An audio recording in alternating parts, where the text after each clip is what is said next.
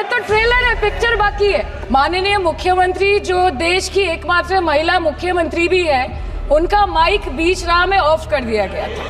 Airport की छत टूट जाने से लेकर रेल पटरी से छूट जाने तक तृणमूल कांग्रेस के सदस्य, हर सांसद देश के हर गंभीर मुद्दे पर चर्चा करेंगे। सर, अंत पे आते हैं मच्छी पे।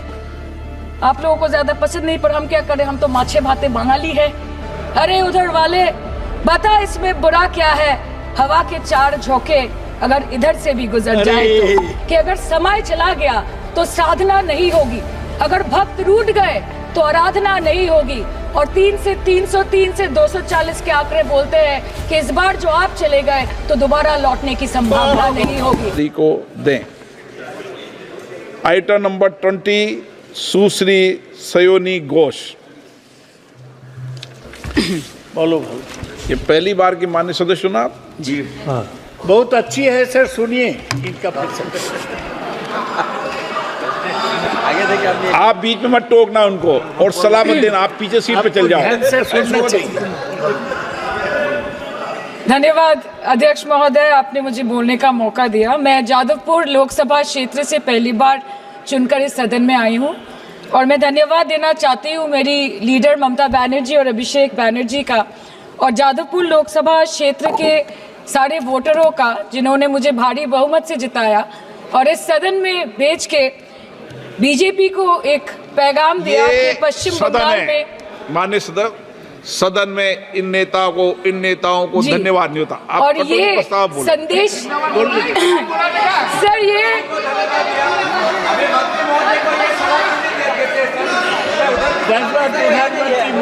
Sir okay sir, no problem sir. बोलो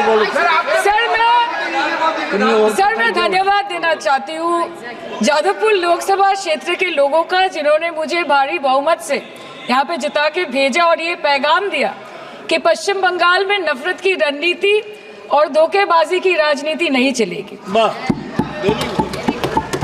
अध्यक्ष महोदय, मैं उम्मीद करूंगी कि आज आप मुझे पूरा बोलने का मौका दें, क्योंकि हाल ही में हुए नीति आयोग की जो मीटिंग हुई थी, वहां पे हमारी माननीय मुख्यमंत्री जो देश की एकमात्र महिला मुख्यमंत्री भी है, उनका माइक बीच राह में ऑफ कर दिया गया था।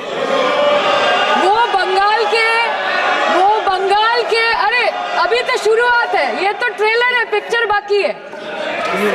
अध्यक्ष महोदय, मैं आपसे ये बोलना चाहती हूँ कि वो बंगाल के हक के लिए यहाँ पे सवाल उठाने आई थी, वो बंगाल के लोगों की बात रखने यहाँ पे आई थी, लेकिन उनका माइक ऑफ कर दिया गया। आपके माध्यम से मैं सदन में उपस्थित वहाँ जो बैठे हैं माननीय सदस्य, कोई भी नीति आयोग या कोई भी घटना को सर एक लाइन आपका डिलीट करेंगे सर, एक लाइन सर, मैं यही बताना चाहती हूँ कि बंगाल के लोगों का गला घोटने का काम किया गया और उनकी आवाज को बंद करने का काम किया गया। आगे जाके बंगाल के लोग आपके पार्टी की माइक ऑफ कर देंगे, बस एक चुनाव बाकी, आप देख लीजिएगा। Sir, all India Trinamool Congress इस सदन और इस देश का 3rd लार्जेस्ट ऑपोजिशन पार्टी है और हम आपसे धन्यवाद हम आपको देते हैं कि आपने हमको रेलवे, स्वास्थ्य, शिक्षा और आज ये पशुपालन जैसे महत्वपूर्ण विषय पे चर्चा करने का मौका दिया। लेकिन तृणमूल कांग्रेस आगे जाके देश के हर महत्वपूर्ण मुद्दे पे बात करेगा, चाहे वो चीन का अनैतिक रूप से इस देश में प्रवेश हो या वो 700 से ऊपर आंदोलन जीवी किसानों की। माननीय सदस्य, आप पहली बार बोल रही हैं, मैं आपको हस्तक्षेप नहीं करना चाहता, लेकिन जिस अनुदानों की मांगों पर चर्चा सर अभी आ रहे सर, नीट के घोटाले से लेके जीएसटी के बोझ तक, एयरपोर्ट की छत टूट जाने से लेके रेल पटरी से छूट जाने तक तृणमूल कांग्रेस के सदस्य, हर सांसद देश के हर गंभीर मुद्दे पर चर्चा करेंगे। बस यही आपको बोलना था। Respected sir, Mahamati Manush is the Magna Carta of the governance of West Bengal and our party, and I feel truly honored that today I have been given the opportunity to talk on a ministry which is intrinsic to the Mahamati Manush of the country. हमारे किसान अपनी मवेशी को, अपनी फसल को माँ की तरह पूछते हैं, जिस खेत में वो हल चलाते हैं उस जमीन को नमन करते हैं। But does this major sector get support from the government? Sir, Indian agriculture supplies around 58% of India's livelihood and is a principal source of income for half of the population accounting for 17 to 18% of the country's GDP. 70% of India's rural poor depend on livestock and farm animals. But does this sector get what it deserves? इसका जवाब अगर आप देश के किसान से पूछेंगे तो वो आपको यही बात बोलेंगे कि चाय से शुरू हुई थी सरकार और गाय पे अटक गई और विकास की मौसी 10 साल में रास्ते में भटक गई. Sir, exorbitantly high cost of cattle and poultry feed under the mismanagement of this sector by the current government and wholesale fodder inflation hovering between 25% to 28.6% in the last 2 to 3 years, it is a 9-year high. Sir, किसान खुद क्या खाएंगे? अपने परिवार के लोगों को खिलाएंगे? अपनी गाय भैंस भेड़ बकरी को क्या खिलाएंगे?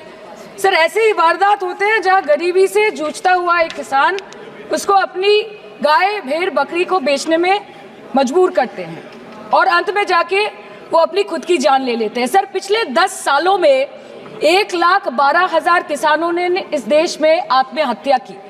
एनसीआरबी की एक रिपोर्ट के अनुसार 10 साल में हर दिन इस देश में एवरेज में 30 किसान हर दिन अपनी जान ले लेते हैं. सर, इस देश के लोगों का यही है किस्सा कि जिसको जिताया वो राजा की तरह जाएगा और जिन्होंने जिताया वो फकीर की तरह. सर, ये बहुत गौरक्षा की भी बातें करते हैं.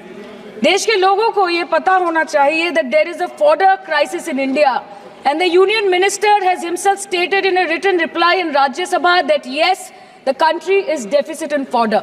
So it means that cows are dying without food in government-owned goshalas, especially the BJP-ruled state. 74,000 cattle had died at Panjrapols in Sundarnagar and Banaskantha district of Gujarat in the last 3 years.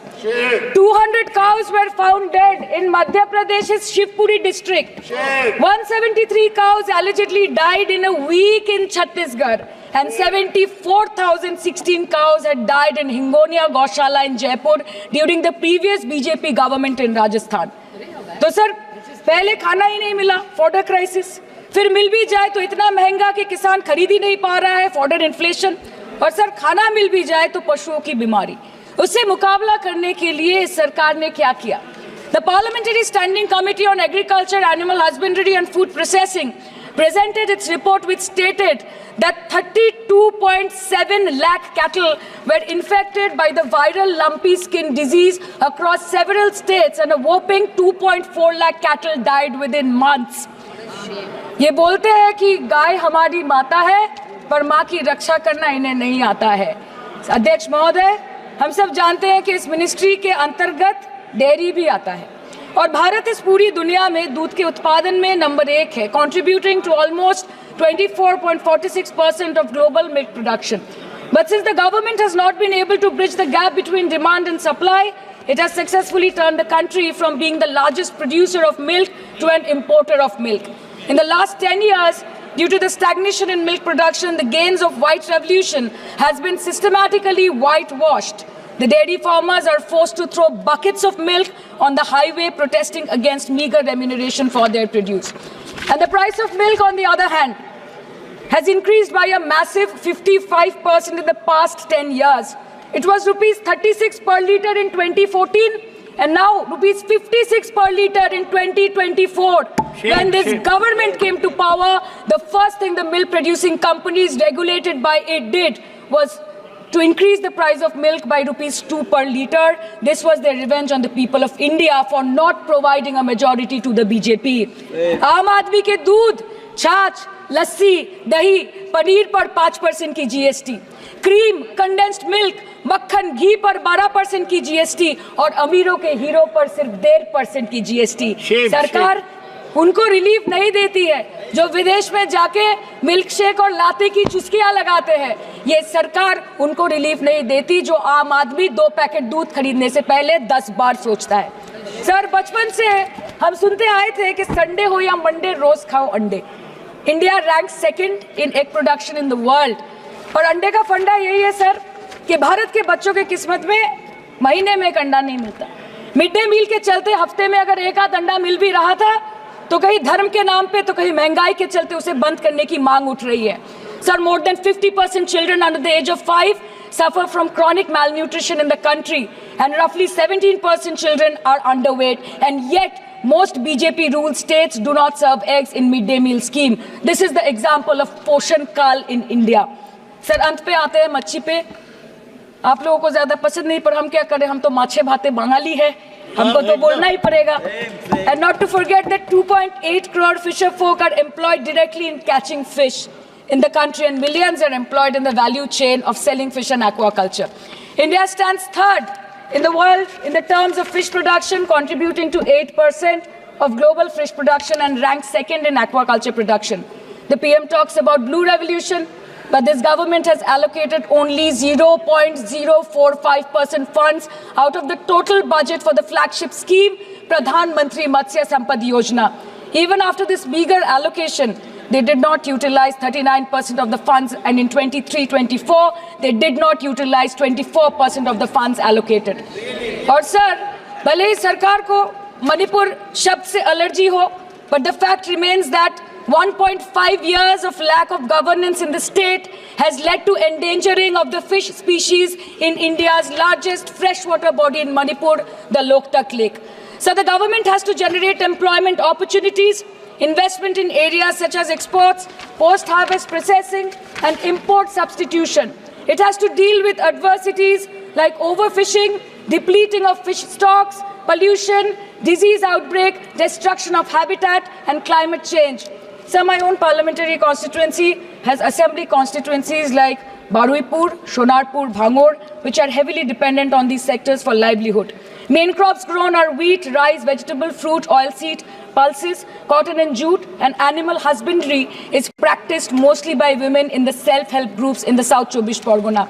They rear a wide range of domestic animals, including cattle, poultry, goat, particularly the black Bengal goat and the Pekin duck. And I take extreme pride in saying that in the last 5 years of the TMC government, the CM Mamata Banerjee has allocated a massive amount of 76,680 crore to agriculture and its allied sectors for their development. The government of West Bengal has achieved remarkable success in implementation of state schemes, namely Bangla Dairy.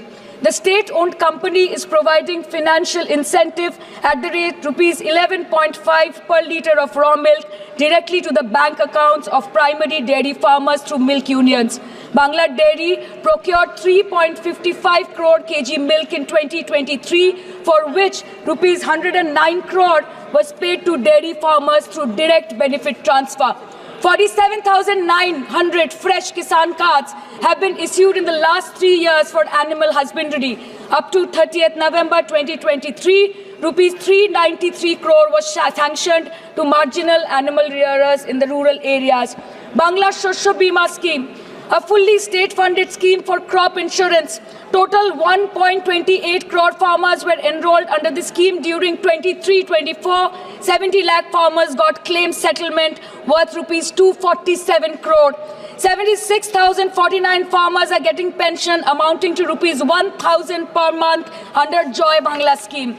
Super Bangla scheme was introduced in 2014 for ensuring remunerative prices for agricultural produce, integrating about 80,000 farmers and procuring about 100 metric tons of perishables daily.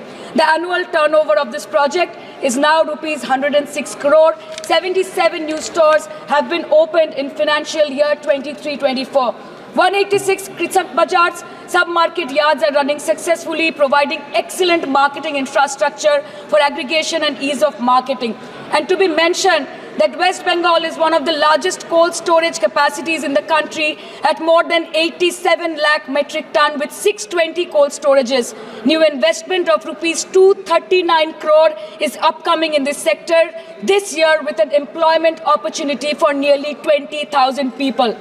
अरे उधर वाले बता इसमें बुरा क्या है, हवा के चार झोंके अगर इधर से भी गुजर जाए तो. Now coming to the demands of pending funds from the government of India to West Bengal on animal husbandry and welfare.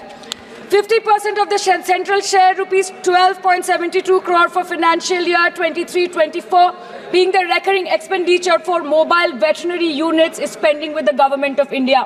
Government of West Bengal requested for sanctioning an additional 126 MVUs for 24-25. However, it was regretted, citing want of funds. The proposed central share of 49.93 crore for financial year 24-25 for assistance to states for control of animal disease has not yet been released by the Government of India. Despite repeated persuasion, Department of Animal Husbandry and Dairying has not released the central share of rupees 10 crore for financial year 24-25 for various ongoing national livestock mission schemes, including the project for the establishment of Buck Semen Station in Horinghatta. ये तो बस इसी ministry से बकाया है बंगाल का। अभी दूसरी मिनिस्ट्री प्रक्रिया तो पता नहीं कहाँ पे जाके ये खत्म होने वाला है। मैडम, मैं बस ये कहना चाहती हूँ कि इस बीजेपी सरकार ने पिछले 10 सालों में इस देश के लिए क्या किया, उससे बड़ी तालिका बनेगी कि 10 साल में क्या क्या कर सकते थे पर किया नहीं।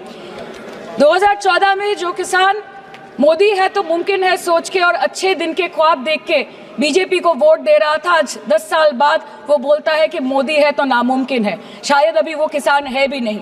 तो इसीलिए मैं बोलना चाहती हूँ कि समय बड़ा महत्वपूर्ण होता है अध्यक्ष महोदय और बड़ा बलवान। बंगाली में हम एक बात बोलते हैं कि समय गेले साधन होबे ना। इसका मतलब यही है कि अगर समय चला गया तो साधना नहीं होगी, अगर भक्त रूठ गए तो आराधना नहीं होगी। और 3 से 303 से 240 के आंकड़े बोलते हैं कि इस बार जो आप चले गए तो दोबारा लौटने की संभावना नहीं होगी। तो यही बोल के मैं अपनी बात खत्म करती हूँ। Thank you so much.